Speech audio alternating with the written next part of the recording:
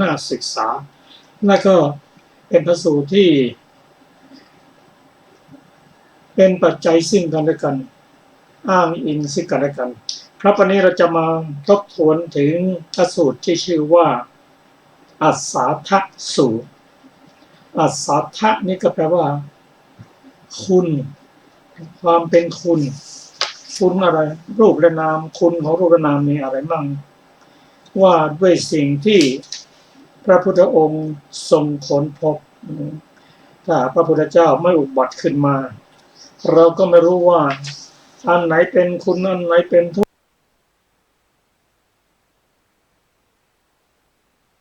ษไม่รู้ก็เพราะพระมหากรุณาธิคุณเราก็ได้ศึกษาถึงอัสสาทะสูตรวันนี้ครับณกรุงสาวัตถีซึ่งพระพุทธเจ้าตรัสว่าพระองค์ได้เที่ยวค้นคุณแห่งรูปเมื่อพบคุณแห่งรูปแล้วพระองค์เห็นคุณแห่งรูปเท่าที่มีอยู่ด้วยปัญญาดีแล้วและก็ได้เที่ยวค้นหาโทษของรูปได้พบโทษแห่งรูปแล้วได้เห็นโทษแห่งรูปด้วยปัญญาดีแล้วแล้วก็หาเครื่องสลัดออกพระองค์พบเครื่องสลัดออกได้เห็นเครื่องสลัดออกเท่ามีอยู่ด้วยปัญญาดีแล้วนอกนั้นพระองค์ก็ได้ค้นหาคุณของนามอันมีเวทนาสัญญาสังขารและวิญญาณเมื่อมีคุณแล้วก็ค้นหาว่ามีนอกจากคุณนั้นจะมีโทษหรือเปล่าค้นหาได้ทั้งคุณทั้งโทษรู้ว่าคุณโดยความเป็นคุณโทษโดยความเป็นโทษหลังจากนั้นก็ค้นหาเครื่องสลัดออกของรูปและนามถามว่าที่พระองค์ทรงตรัสรู้อย่างนี้เป็นการที่พระองค์ทรงเห็นสุดสายของรูปและนามอันนี้ก็พระองค์ทรงค้นพบแล้วก็ได้มีโอกาสได้มาศึกษากันพระองค์ตรัสว่าถ้าพระองค์ไม่ทราบด้วยความไม่ตรัสรู้ด้วยความเป็นจริงนะพระองค์ไม่ประกาศว่าพระองค์เป็นอรหันตสัมมาสัมพุทธเจ้าพระองค์ตรัสต่อในสูตรที่ชื่อว่าอัสสาทะสูตรที่3ว่าได้คุณและเครื่องสลัดออกแห่งขันธ์5ขันธ์5ก็คือรูปในนามนั่นเองรูปขันธ์เวทนาขันธ์สัญญาขันธ์สังขารขันธ์และวิญญาณขันธ์พระองค์ตรัสว่าถ้ารูปไม่มีคุณไม่มีประโยชน์สัตว์ทั้งหลายก็คงไม่พึงกำหนัดในรูปแต่เพราะรูปนั้นมีคุณอยู่คุณของรูปคืออะไรทุกครั้งเมื่อเราเห็นรูปด้วยจักษุแล้วเกิดความสุขสมนัตขึ้นจะเป็นรูปภายนอกก็ตามภายในก็ตามรูปทั้งหมดเห็นแล้วก็เมื่อใดก็ตามเกิดความสุขความยินดีพอใจที่เห็นอันนั้นแหละเป็นคุณแห่งรูปนี่พระองค์ติดตามว่าคุณแห่งรูปนั้นไม่มีตลอดหรือเปล่า แต่คุณรูปนั้นก็แปรเปลี่ยนไปเมื่อแปรเปลี่ยนไปก็เป็นโทษแห่งรูปโทษแห่งรูปนั้นเมื่อมองเห็นแล้วก็ไม่เกิดความกำหนัดเพราะอะไรเพราะมันแปรเปลี่ยนไปรูปนั้นเคยดูเคยเห็นแล้วก็น่าดูน่าชมแต่บัดนี้มันไม่น่าดูน่าชมทั้งของอาตังภายนอกและภายในไม่อยากจะดูอยากจะดูแต่งามๆเท่านั้นแต่ที่มันแปรเปลี่ยนไปไม่น่าดูน่าชมอาพาธบ้างชราบ้างอาพาธบ้างนี่คือโทษของรูปเมื่อโทษของรูปเกิดขึ้นแล้วกับความทุกข์ก็เกิดขึ้นบางคนเพราะว่าเราจะทุกข์อย่างนี้ตลอดไปหรือทรงพบและคนพบว่าทางออกยังมี ทางสลัดออกยังมีพระองค์ทรงค้นพบทางที่สลัดจนพบแล้วก็มาประกาศนั่นคือมรรคหรือองค์แปดพระองค์ตรัสว่าถ้าสัตว์ทั้งหลายเห็นรูปโดยความเป็นคุณอย่างเดียวแล้วคงไม่เกิดกำหนัดหรอกแต่ว่ารูปนั้นตั้งอยู่ไม่ได้เกิดขึ้นตั้งอยู่ระดับไปอันนี้เป็นโทษของรูปถ้าโทษของรูปไม่มีสัตว์ทั้งหลายก็ไม่พึงเบื่อในรูปแต่เพราะโทษของรูปมีอยู่สัตว์ทั้งหลายจึงเบื่อในรูปเมื่อเบื่อในรูปแล้วก็อยากสลัดออกเห็นแล้วทางสลัดออกมีที่พระผู้มีพระเจ้าทรงตรัสรู้ก็มีความประสงค์จะออกจากรูปสัตว์ทั้งหลายจึงออกไปจากรูปได้อันนี้ก็ทั้งรูปทั้งนามอย่างเดียวกัน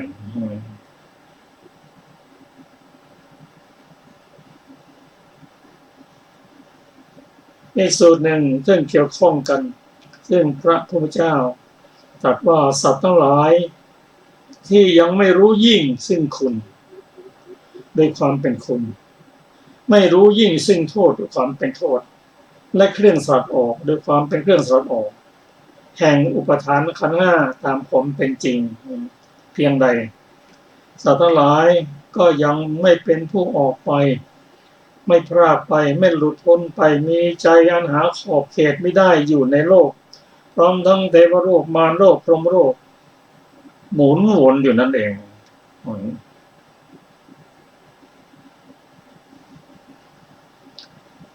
แต่สัตว์ทั้งหลายเมื่อได้ศึกษาธรรมะของพระองค์แล้วทรงรู้คุณด้วยความเป็นคุณของขันธ์ห้ารู้โทษด้วยความเป็นโทษแห่งขันธ์ห้ารู้เครื่องสอดออกด้วยความเป็นเครื่องสอดออกจากขันธ์ห้าอุปทานขันธ์ห้านี้ตามความเป็นจริงเมื่อนั้นสัตว์ทั้งหลายจึงเป็นผู้ออกไปพรากไปหลุดพ้นไปมีใจอันหาขอบเขตไม่ได้ที่จะอยู่ในโลกพร้อมทั้งในโลกพ้นจากมารโลกพรหมโลก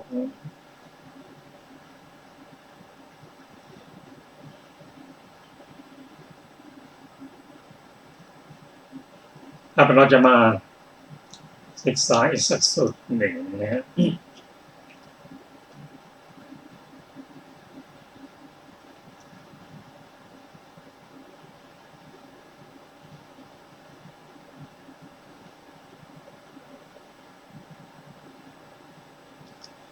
สูตรนี้ชื่อว่าปพังคุสูตรว่าด้วยความสลายและไม่สลายแห่งทุกข์กรุงสวัสดีณที่นั่นแลพระผู้เป็นเจ้าตรัสว่าภิกษุทั้งหลายเราจักแสดงภาวะสลายและภาวะไม่สลายเธอทั้งหลายจงฟังดูก่อนภิกษุทั้งหลายอะไรเป็นภาวะสลายอะไรเป็นภาวะไม่สลายของรูปเป็นภาวะสลาย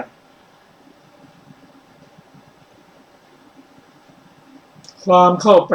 ดับความเข้าไประงับความตั้งอยู่ไม่ได้แห่งรูปนั้นเป็นภาวะไม่สลายเวทนาเป็นภาวะสลายสัญญาเป็นภาวะสลายสังขารวิญญาณเป็นภาวะสลายความดับความเข้าไประงับความตั้งอยู่ไม่ได้แห่งวิญญาณเป็นภาวะไม่สลายอันนี้ก็เป็นพระสูตรที่สุขุมลุ่มลึกพระองค์ตรัสว่า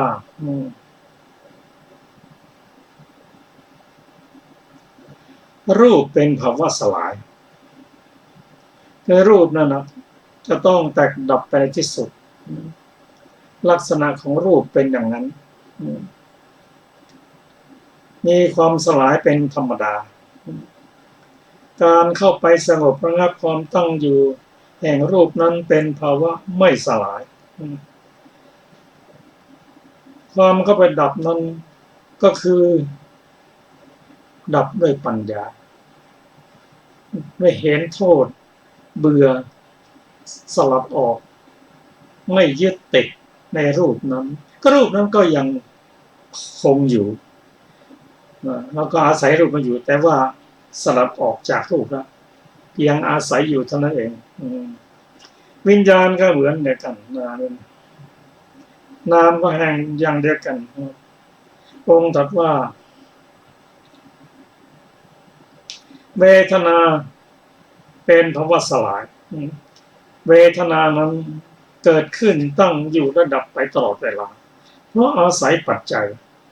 ปัจจัยของเวทนาคืออะไรคือผัสสะก็ไม่เที่ยงเวทนาก็เพียงเป็นภาวะสลายแต่ว่าการเข้าไปสงบระงับเบื่อในเวทนาไม่ติดในเวทนาเห็นโทษของเวทนา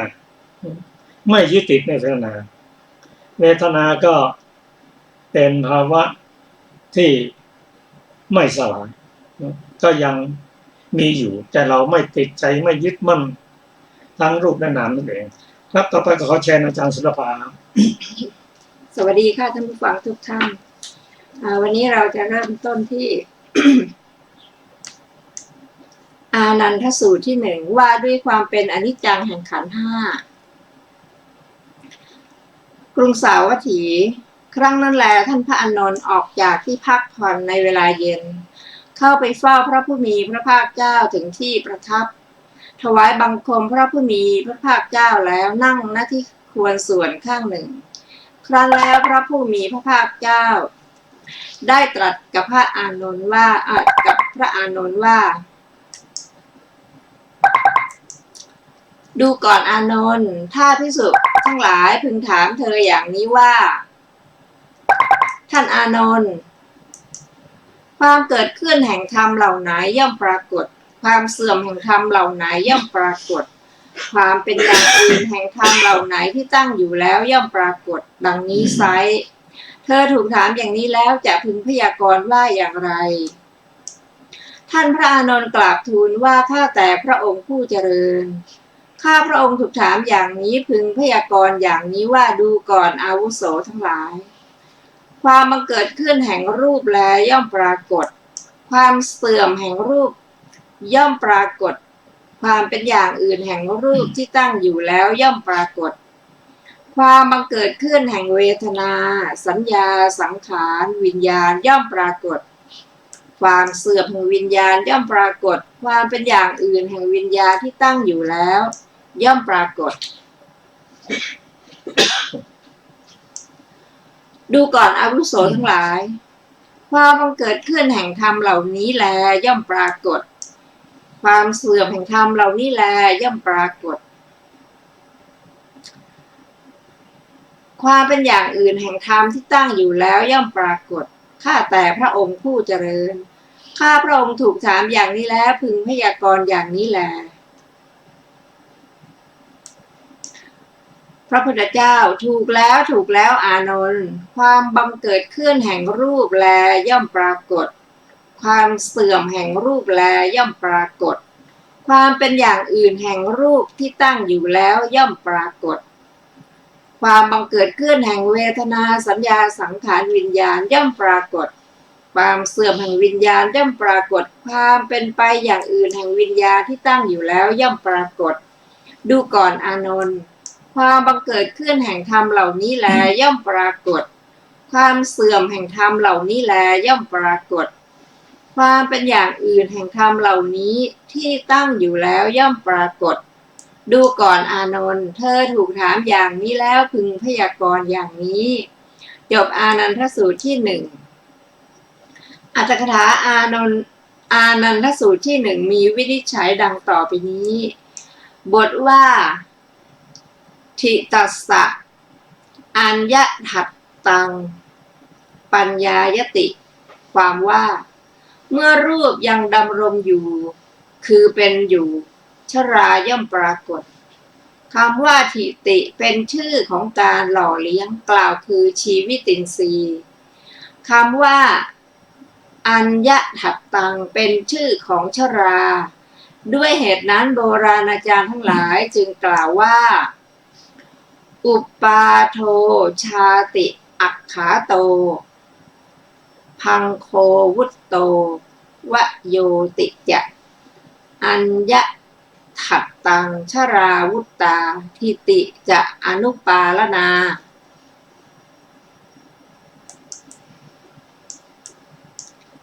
ความเกิดขึ้นเรียกว่าชาติความดับเรียกว่าวยะความแปรปรวนเรียกว่าชราความหล่อเลี้ยงเรียกว่าทิติ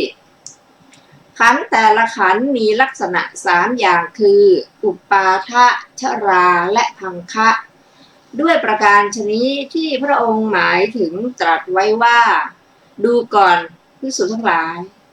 สังขตะลักษณะแห่งสังขตะเหล่านี้มี3อย่างดังนี้ในคำนั้นที่ชื่อว่าสังขตะได้แก่สังขารชนิดใดชนิดหนึ่งที่เกิดแต่ปัจจัยแต่สังขารไม่ชื่อว่าลักษณะและไม่ชื่อว่าสังขาร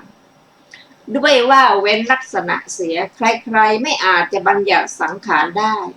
ทั้งเว้นลักษณะเสียก็ชื่อว่าสังขารไม่ได้แต่สังขารก็ย่อมปรากฏด้วยลักษณะเหมือนอย่างว่าแม่โคนั่นแหละไม่จัดเป็นลักษณะลักษณะนั่นแหละเป็นแม่โคแม้ละลักษณะเสียก็ไม่อาจบัญญัติแม่โคได้แม้ละแม่โคเสียก็ไม่อาจบัญญัติลักษณะได้แต่แม่โค ย่อมปรากฏด้วยลักษณะฉันใด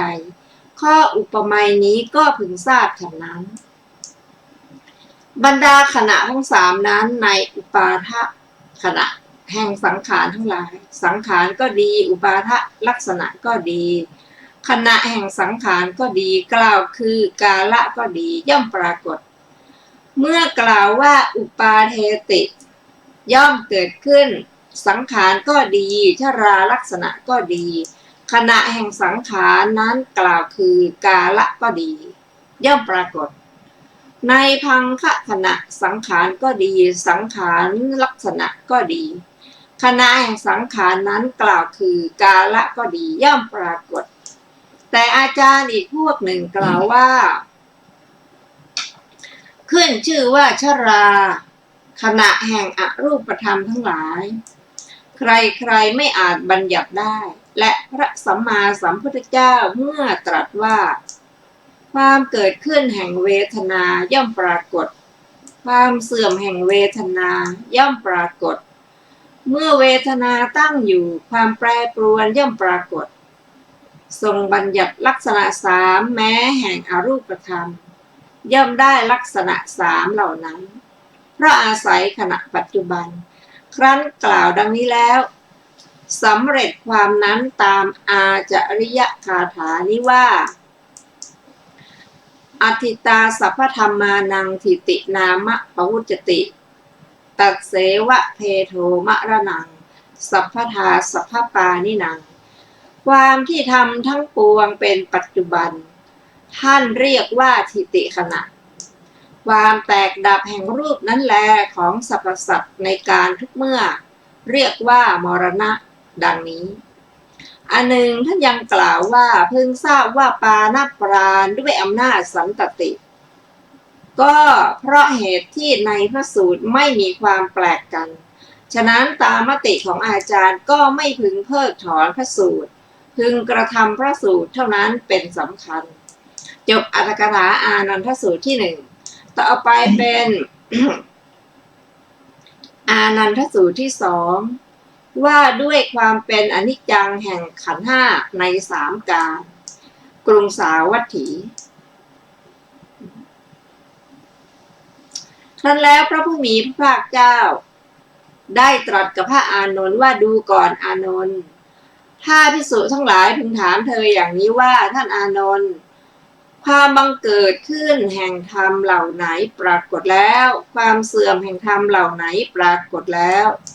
ความเป็นอย่างอื่นแห่งธรรมเหล่าไหนที่ตั้งอยู่ปรากฏแล้วความบังเกิดขึ้นแห่งธรรมเหล่าไหนจักปรากฏความเสื่อมแห่งธรรมเหล่าไหนจักปรากฏความเป็นอย่างอื่นแห่งธรรมที่ตั้งอยู่แล้วเหล่าไหนจักปรากฏความบังเกิดขึ้นแห่งธรรมเหล่าไหนย่อมปรากฏความเสื่อมแห่งธรรมเหล่าไหนย่อมปรากฏความเป็นอย่างอื่นแห่งธรรมที่ตั้งอยู่แล้วเหล่าไหนย่อมปรากฏก่อนอานนท์เธอถูกถามอย่างนี้แล้วพึงพยากรณ์อย่างไร ท่านพระอานนท์กราบทูลว่า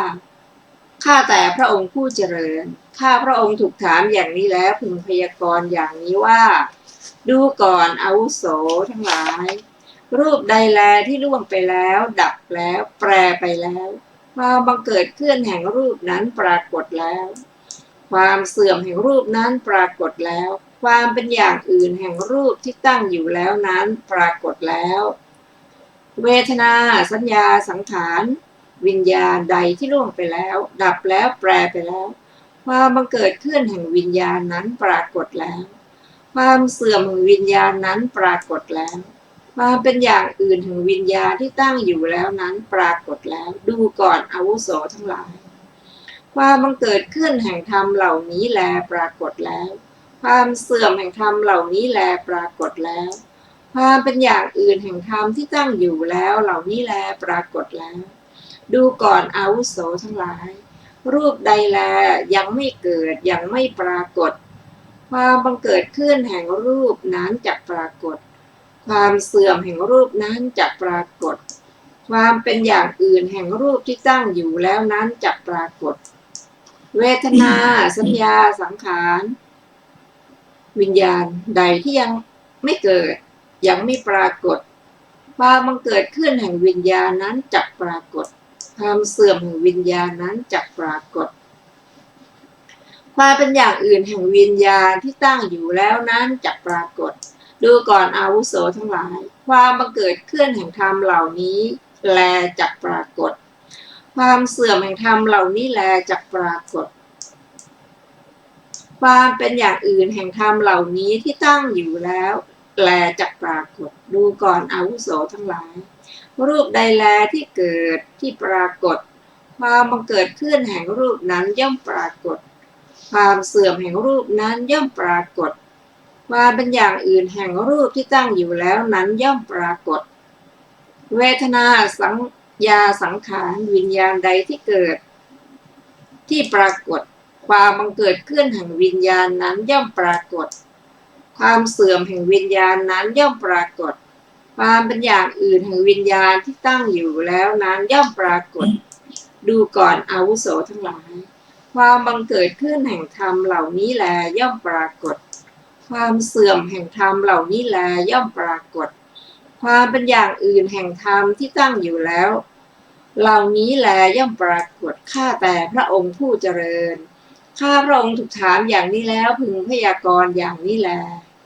พระพุทธเจ้าดูถูกแล้วอานนท์รูปใดที่ล่วงไปแล้วดับแล้วแปรไปแล้วความบังเกิดขึ้นแห่งรูปนั้นปรากฏแล้วดูก่อนอานนท์ความบังเกิดขึ้นแห่งธรรมเหล่านี้แล้วย่อมปรากฏความเสื่อมแห่งธรรมเหล่านี้แลย่อมปรากฏความเป็นอย่างอื่นแห่งธรรมที่ตั้งอยู่เหล่านี้แลย่อมปรากฏดูก่อนอานนท์เธอถูกถามอย่างนี้แล้วพึงพยากรณ์อย่างนี้จบอานันทสูตรที่สองในอรรถกถาไม่มีอธิบายนะคะ ครับ เราจะมาศึกษากันถึงอานันทสูตรที่หนึ่งก่อนมาด้วยความเป็นอนิจจังแห่งขันธ์ห้าอนิจจังคือการตั้งอยู่ไม่ได้แปรเปลี่ยนไปตลอดเวลาพระสูตรนี้เราเห็นว่าพระอานนท์ทรงพระอานนท์ได้จำพระธรรมคำสอนที่พระองค์ได้ตรัสไว้อย่างถูกต้องซึ่งพระองค์ได้ตรัสกับท่านอานนท์ว่าดูก่อนอานนท์ถ้าภิกษุทั้งหลายพึงถามเธออย่างนี้ว่าท่านอานนท์ความเกิดขึ้นแห่งธรรมเหล่าไหนย่อมปรากฏความเสื่อมแห่งธรรมเหล่าไหนย่อมปรากฏความเป็นไปอย่างอื่นแห่งธรรมเหล่าไหนที่ตั้งอยู่แล้วย่อมปรากฏดังนี้ไซร้เธอถูกถามอย่างนี้แล้วพึงพยากรณ์อย่างไรเมื่อเป็นพระพุทธพจน์ที่น่าศึกษาเรามาก็จะถูกถามอยู่เสมอก็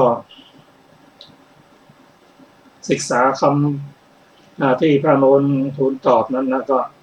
เราก็จะจำไว้เพื่อมีปัญหาก็จะได้ตอบถูก ชื่อว่าตอบตรงตามที่พระองค์ได้ตรัสไว้ พระอานนท์กราบทูลว่า ข้าแต่พระองค์ผู้เจริญ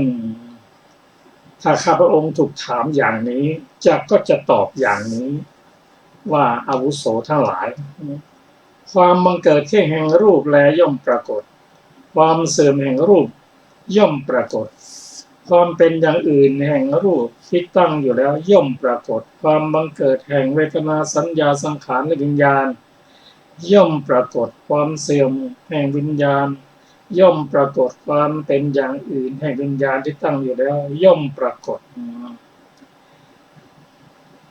ดูก่อนอาวุโสความบังเกิดแห่งธรรมเหล่านี้แลย่อมปรากฏความเสื่อมแห่งธรรมเหล่านี้แลย่อมปรากฏความเป็นอย่างอื่นแห่งธรรมที่ตั้งอยู่แล้วย่อมปรากฏข้าแต่พระองค์ผู้เจริญข้าพระองค์ถูกถามอย่างนี้เนี่ยก็จะตอบอย่างนี้หรือพยากรณ์อย่างนี้ ซึ่งพระพุทธเจ้าตรัสว่าถูกแล้วอานนท์ความบังเกิดแห่งรูปความบังเกิดแห่งนามคือเวทนาสัญญาสังขารวิญญาณถ้ามันเกิดขึ้นแล้วความเสื่อมก็ตามมาความเป็นอื่นก็คืออะไรความอาพาธความเจ็บไข้ได้ป่วยความทุรพลต่างๆก็ตามมารูปที่ตั้งแล้วย่อมปรากฏย่อมประเกิดมาย่อมปรากฏความเป็นอย่างอื่นคือเจ็บไข้ได้ป่วยปรากฏเวทนาสัญญาสังขารวิญญาณก็เหมือนกัน ครับเรื่องนี้เป็นหลักวิชาที่น่าศึกษาอย่างยิ่งเพราะว่าโลกนี้เมื่อเกิดโลกแล้วก็ต้องมีสิ่งมีชีวิตต่างๆนั้นเกิดขึ้นตั้งอยู่และดับไปเป็นอย่างนี้ในขันธ์ห้านั้นเหมือนกับวันจับโอกระภูมินั้นก็เป็นอย่างนี้เกิดขึ้นเกิดมาแล้วก็เกิดขึ้นตั้งอยู่และดับไป แม้ในส่วนที่เล็กที่สุดก็มีความเรียกว่าอุปทะทิฏฐิพังคัดเกิดขึ้นตั้งอยู่ระดับไปจิตของเราก็เช่นเดียวกันเนี่ยจิตดวงปัจจุบันนี้เกิดขึ้นแล้วก็ดับไปแล้วจิตดวงมันก็เกิดขึ้นนะเหมือนกับกระแสไฟฟ้าเกิดดับติดต่อกันไปการเกิดมันเราเปิดสวิตช์แล้วก็เกิดดับอย่างนั้นแหละ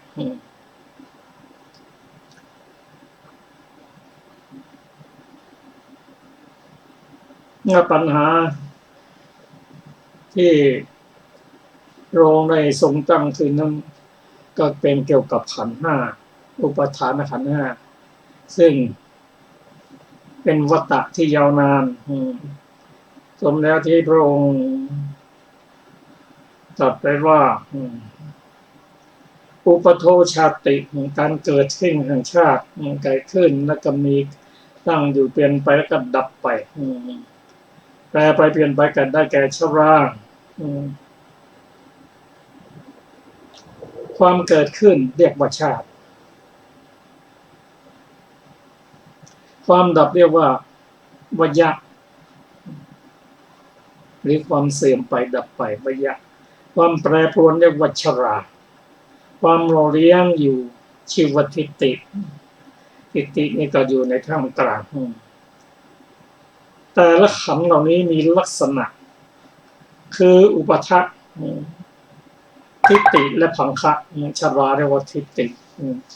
อุปทะทิฏฐิพังคะอุปทะชราและพังคะด้วยประการชนี้เรื่องพระองค์ในตรัสว่าสังคตะคือประกอบด้วยปัจจัยอันมีลักษณะแห่งสังคตะตรงนี้สามอย่างดังกล่าวเกิดขึ้นตั้งอยู่ระดับไปสังขารชนิดใดชนิดหนึ่งที่เกิดขึ้นแต่ละปัจจัยสังขารแต่ละสังขารไม่ชื่อว่าลักษณะและไม่ชื่อว่าสังขารเรียกว่าเว้นลักษณะเสียแล้วใครๆก็ไม่อาจบัญญัติสังขารได้พูดง่ายๆว่าทั้งรูปและนาม นามนั้นประกอบด้วย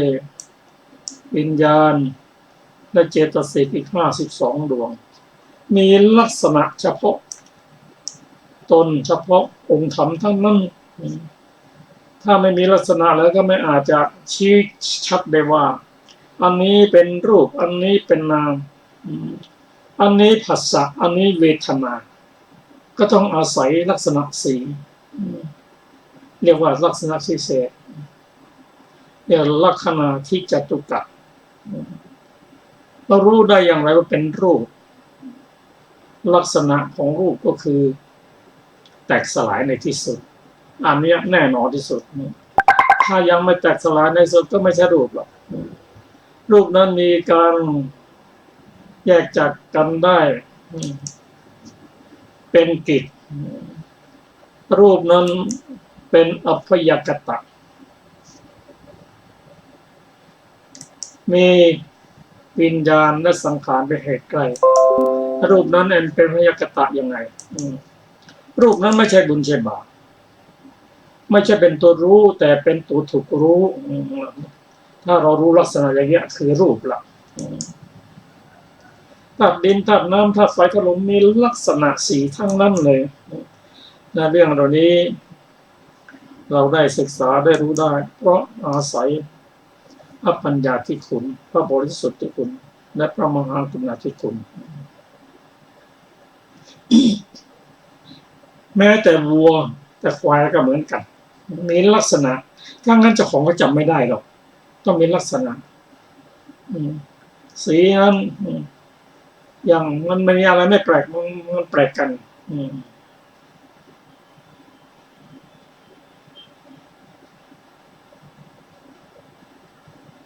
มาถึงอนันทสูตรที่2ซึ่งพระองค์ตรัสว่านุกนานนท์ถ้าภิกษุทั้งหลายพึงถามเธออย่างนี้ว่าท่านอานนท์ความมันเกิดขึ้นแห่งธรรมหน่อไหนปรากฏแล้วความเสื่อมแห่งธรรมหน่อไหนปรากฏแล้วความเป็นอย่างอื่นแห่งธรรมหน่อไหนปรากฏแล้วความมันเกิดแห่งธรรมหน่อไหนจักปรากฏ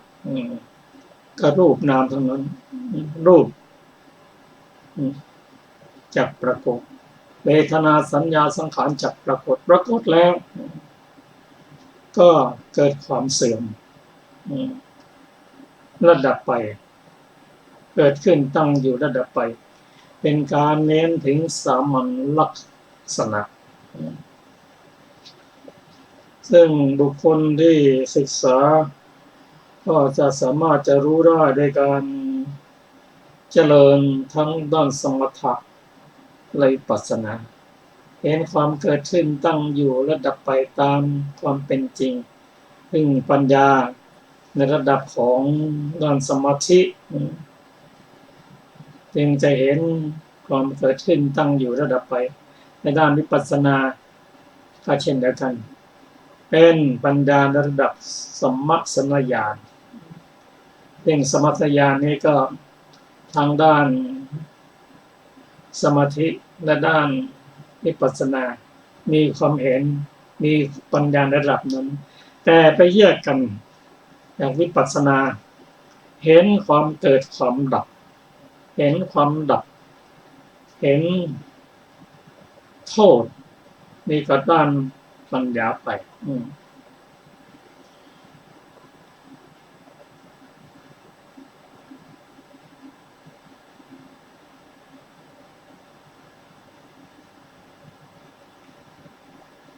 ท่านผู้ฟังที่เคารพครับถ้ามีพระสูตรในฉบับมมร.เล่มที่27ท่านมาไปลองได้มาเปิดได้ศึกษาดูก็จะได้รับความรู้มากมายโดยเฉพาะภาษาบาลีนั้นมีความลุ่มลึกซึ่งถ้าเราจะศึกษาแล้วภาษาบาลีนั้นเป็นภาษาบาลีที่แน่นอน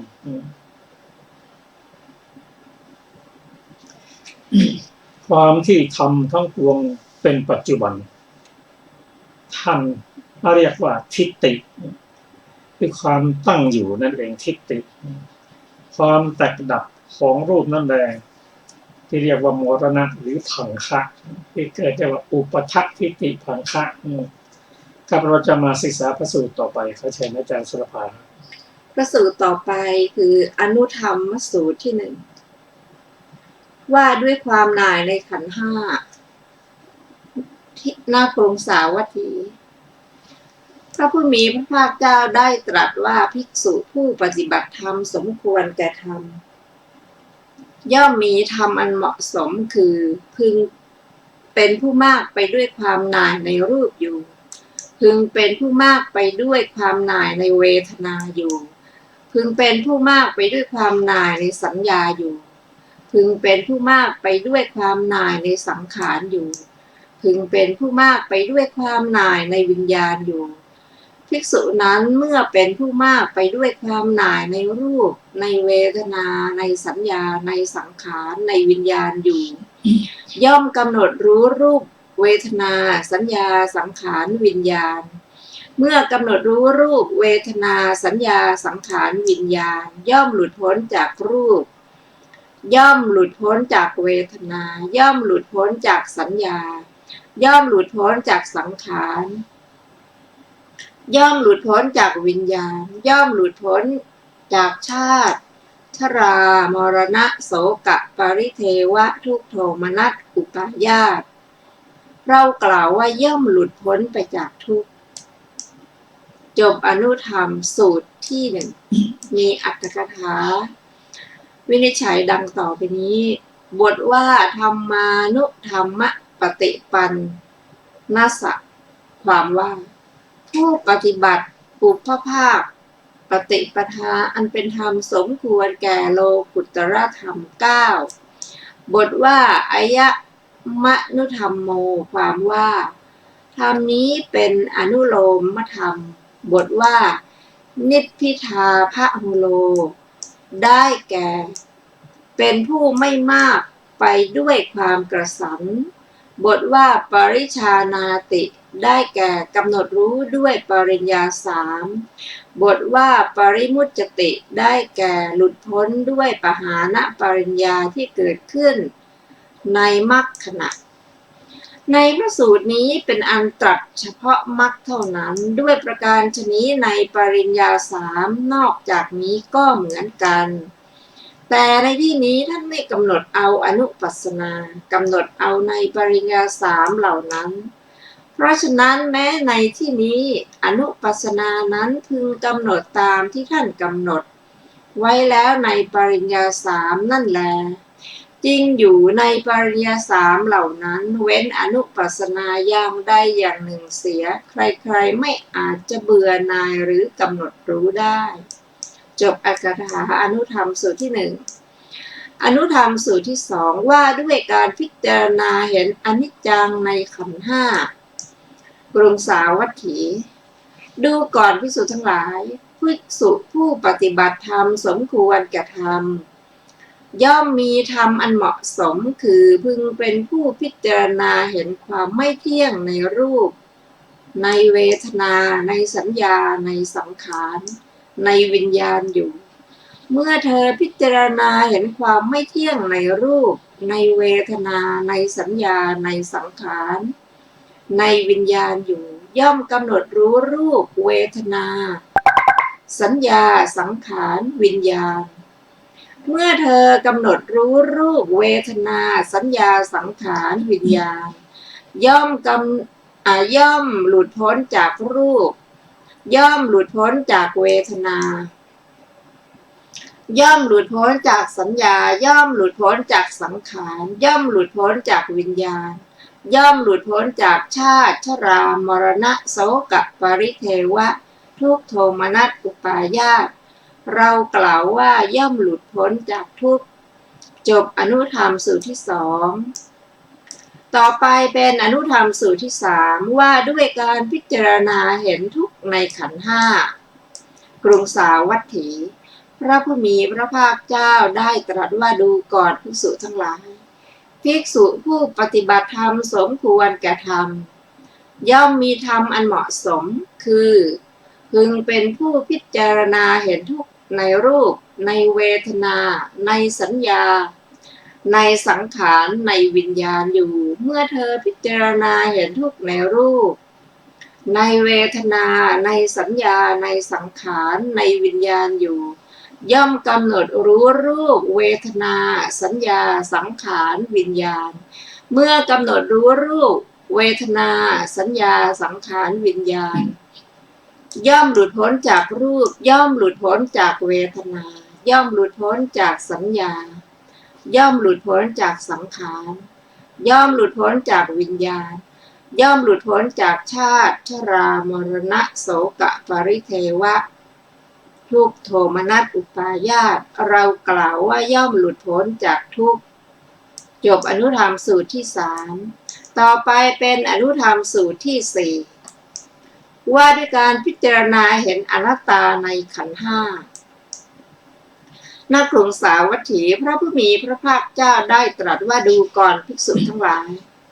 ภิกษุผู้ปฏิบัติธรรมสมควรแก่ธรรม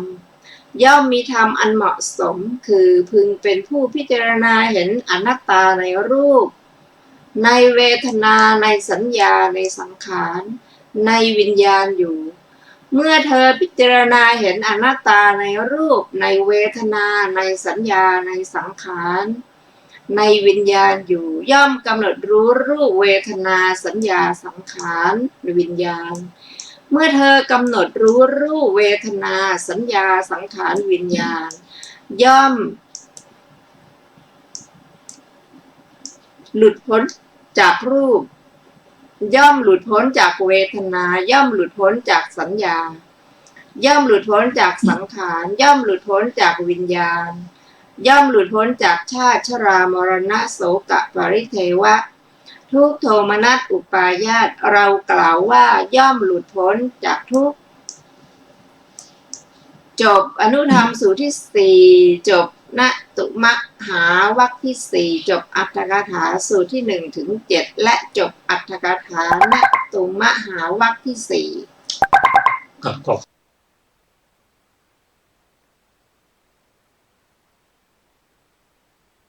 ขอบคุณครับ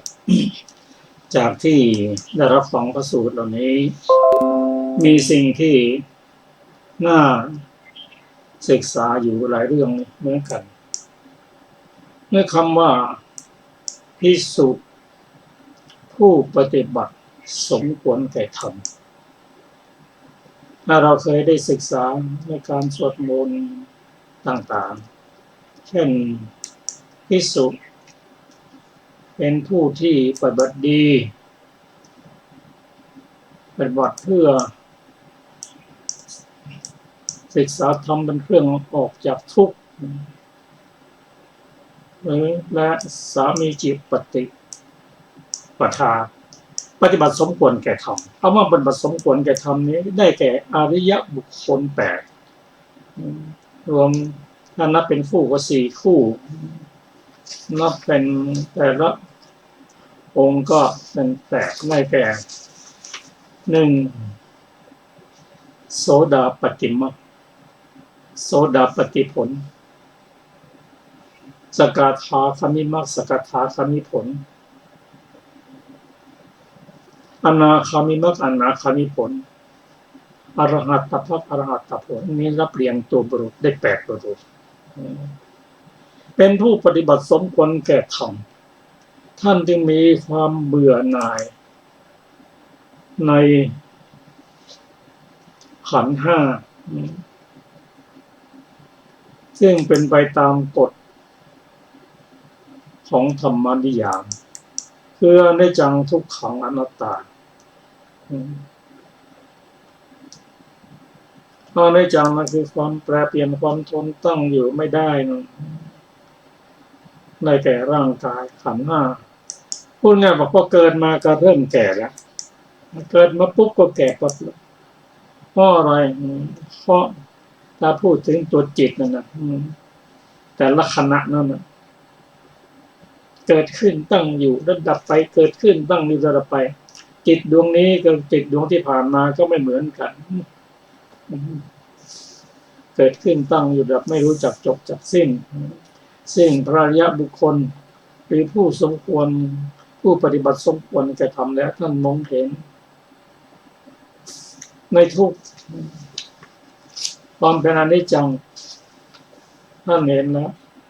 ที่นี่ก็ทุกขังที่เราน่าสนใจก็คือทุกขณะที่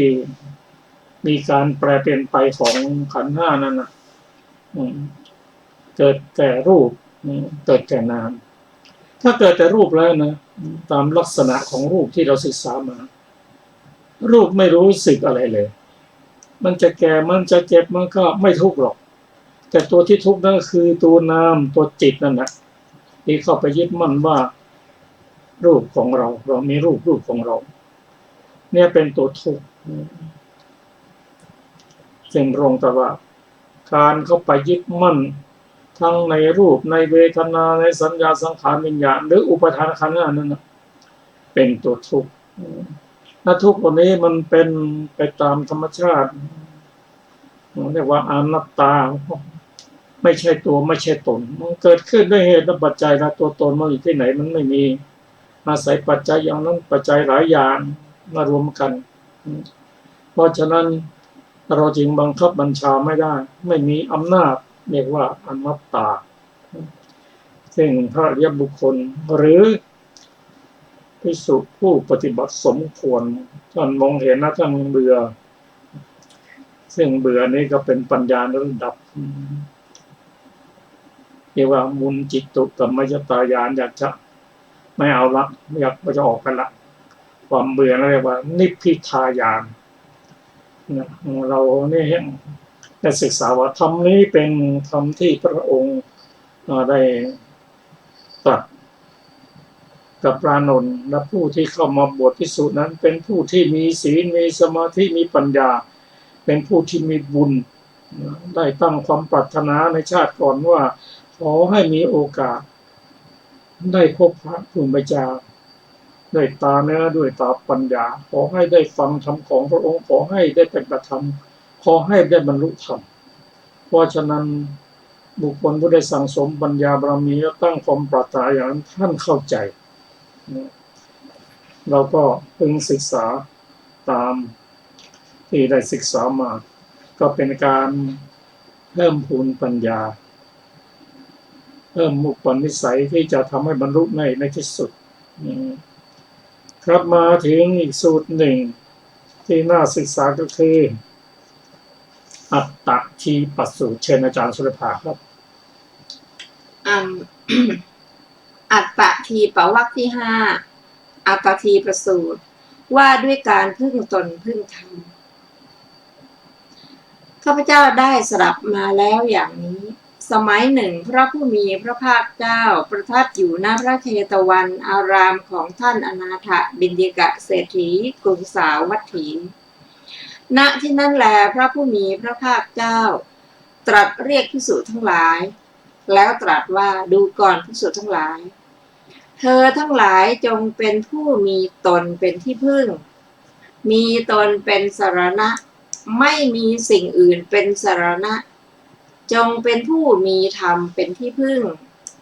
มีธรรมเป็นสรณะไม่มีสิ่งอื่นเป็นสรณะอยู่เถิดดูก่อนภิกษุทั้งหลาย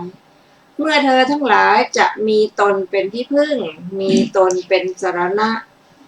ไม่มีสิ่งอื่นเป็นสรณะมีธรรมเป็นที่พึ่งมีธรรมเป็นสรณะไม่มีสิ่งอื่นเป็นสรณะอยู่จะต้องพิจารณาโดยแยบคายว่าโสกะปริเทวะทุกขโทมนัสและอุปาญาสมีกำเนิดมาอย่างไรเกิดมาจากอะไรดูก่อนภิกษุทั้งหลายก็โสกะปริเทวะทุกขโทมนัสและอุปาญาส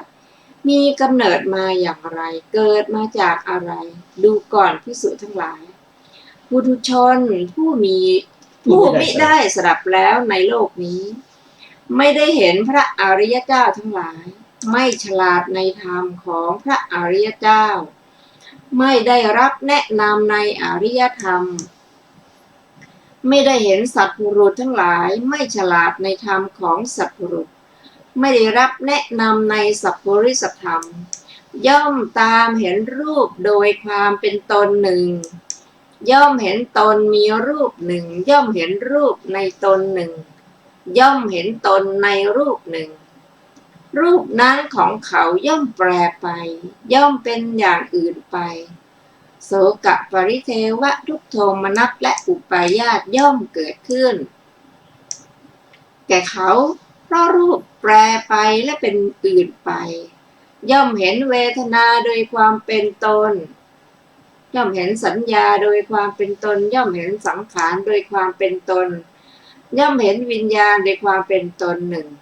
ย่อมเห็นตนมีวิญญาณหนึ่งย่อมเห็นวิญญาณในตนหนึ่งย่อมเห็นตนในวิญญาณหนึ่งวิญญาณนั้นของเขาย่อมแปรไปย่อมเป็นอย่างอื่นไปโสกะปริเทวะทุกโทมนัสและอุปาญาตย่อมเกิดขึ้นแก่เขาเพราะวิญญาณแปรไปและเป็นอย่างอื่นไปดูก่อนภิกษุทั้งหลายก็เมื่อภิกษุรู้ว่ารูปไม่เที่ยงแปรปรวนไปคลายไปดับไปเห็นตามความเป็นจริงด้วยปัญญาอันชอบอย่างนี้ว่ารูปในการก่อนและรูปทั้งมวลในบัดนี้ล้วนไม่เที่ยงเป็นทุกข์มีความแปรปรวนเป็นธรรมดาดังนี้ย่อมละโสกะปริเทวะทุกโทมนัสและอุปาญาตได้เพราะละโสกะเป็นต้นเหล่านั้นได้จึงไม่สะดุ้งเมื่อไม่สะดุ้งย่อมอยู่เป็นสุขภิกษุผู้มีปกติอยู่เป็นสุขเรากล่าวว่าผู้ดับแล้วด้วยองค์นั้นดูก่อนภิกษุทั้งหลายก็เมื่อภิกษุรู้ว่าเวทนาไม่เที่ยงสัญญาไม่เที่ยงสังขารไม่เที่ยงวิญญาณไม่เที่ยงแปรปรวนไปคลายไปดับไปเห็นตามความเป็นจริงด้วยปัญญาอันชอบอย่างนี้ว่าวิญญาณในการก่อนและวิญญาณทั้งมวลในบัดนี้ล้วนไม่เที่ยงเป็นทุกข์มีความแปรปรวนเป็นธรรมดาดังนี้ย่อมละโสกะปริเทวะทุกโทมนัสและอุปาญาตได้เพราะละโสกะเป็นต้นเหล่านั้นได้ย่อมไม่สะดุ้งเมื่อไม่สะดุ้งย่อมอยู่เป็นสุขภิกษุผู้มีปกติอยู่เป็นสุขเรากล่าวว่าผู้ดับแล้วด้วยองค์นั้นจบอัตตทีปสูตรที่หนึ่งในอัตตทีปวรรคที่5อรรถกถาอัตตทีปสูตรที่หนึ่งมีวินิจฉัยดังต่อไปนี้บทว่าอัตตทีปาความว่าท่านทั้งหลายจงทำตนให้เป็นเกาะเป็นที่ต้านทานเป็นที่เร้นเป็นคติที่ไปในเบื้องหน้าเป็นที่พึ่งอยู่เถิดบทว่าอัตตสรณานี้เป็นไวยพจน์ของบทว่าอัตตทีปานั่นแลบทว่าอนัญญสรณานี้เป็นคำห้ามพึ่งผู้อื่นด้วยว่าผู้อื่นเป็นที่พึ่งไม่ได้เพราะคนหนึ่งจะพยายามทำอีกคนหนึ่งให้บริสุทธิ์หาได้ไหมสมจริงดังที่ตรัสไว้ว่าตนนั่นแลเป็นที่พึ่งของตนคนอื่นใครเล่าจะเป็นที่พึ่งได้เพราะเหตุนั้นพระผู้มีพระภาคเจ้าจึงตรัสว่าอนัญญสรณาไม่มีสิ่งอื่นเป็นสรณะถามว่าก็ในที่นี้อะไรชื่อว่าตนแก้ว่าธรรมที่เป็นโลกิยะและเป็นโลกุตระชื่อว่าตนด้วยเหตุนั้นนั่นแลพระองค์จึงตรัสว่าธรรมทีปาธรรมสรณาอนัญญสรณามีธรรมเป็นเกาะมีธรรมเป็นสรณะไม่มีสิ่งอื่นเป็นสรณะดังนี้บทว่าโยนิได้แก่เหตุดุจในประโยคมีอาทิว่าโยนิเหสาภูมิชะพลัสสะอธิฆมายะนี่แลเป็นเหตุให้บรรลุผลอันเกิดแต่ภูมิบทว่ากิงปะโหติกาได้แก่มีอะไรเป็นแดนเกิดอธิบายว่าเกิดจากอะไรบทว่ารูปัสสะเตวะนี้ท่านปรารภเพื่อแสดงความละความโศกเป็นต้น เหล่านั้นนั่นแหละบทวรรณวริตสติได้แก่ไม่ดิ้นรนคือไม่สะดุ้งบทว่าตทังคะนิพุโตได้แก่ดับสนิทด้วยองค์นั้นๆเพราะดับกิเลสทั้งหลายด้วยองค์คือวิปัสสนานั้นในพระสูตรนี้ท่านกล่าวเฉพาะวิปัสสนาเท่านั้นครับเราจะจบเราก็จะจบด้วยคำที่พระองค์ตรัสไว้ว่าตนนั่นแหละเป็นที่พึ่งของตนคนอื่นใครเล่าจะเป็นที่พึ่งได้ครับเราจะศึกษารายละเอียดของพระสูตรนี้ในวันพรุ่งนี้คือวันเสาร์เวลาเดียวกันค่ะรายการศึกษาธรรมนำสุขวันนี้หมดเวลาแล้วนะคะขอลาไปก่อนพบกันในวันพรุ่งนี้นะคะสวัสดีค่ะสวัสดีครับ